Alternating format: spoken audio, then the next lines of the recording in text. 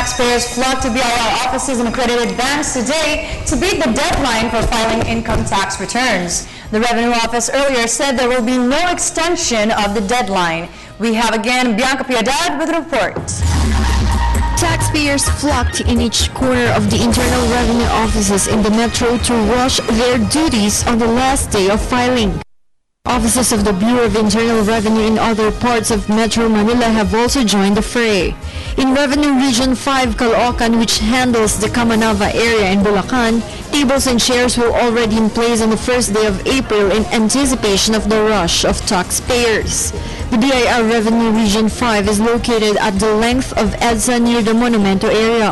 Revenue Region Director Geraldo Florendo says they expect people who apparently did not learn their lesson last year to come en masse to their office. He adds that despite reminders from the Bureau to file their ITRs early, some people would prefer to drag their feet and still wait for the deadline on the 15th of April. Na-expect natin na lahat ng taxpayers who are supposed to file and pay their taxes should do it now. Dahil sabi nga ni Commissioner, we will go after those who will not comply.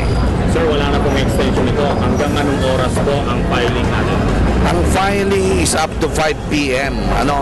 So lahat na nandito sa aming opisina by 5 o'clock, seservisyohan namin lahat sila.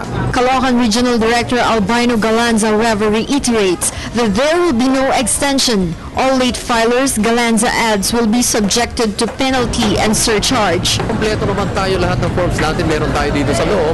So may nagbibigay yan at saka meron pa rin tayo officers of the day that will assist taxpayers in the filing and payment of their tax returns. Sir, do we have enough personnel lalo na dito sa Caloocan?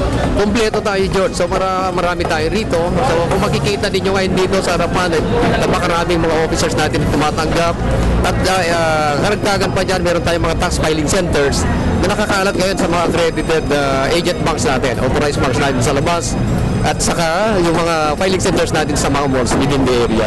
Both Florendo and Galanza say the banks which received tax payments were ordered to open until 5 in the afternoon today, aside from the regular offices of the BIR.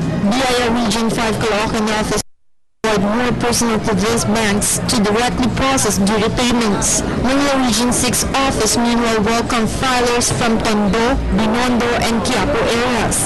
They also put up offices in the malls where most businessmen and employees are. Marami kaming filing centers. Meron tayo sa Federation, meron tayo sa mga banks, meron tayo sa Bangko Sentral ng Pilipinas for their employees, meron tayo sa malls, mga banks, meron tayo niya, no? At ang pinakamarami nating ini-expect na mga filers dito sa baba ng building, no? For People's Television, Bianca Piedad.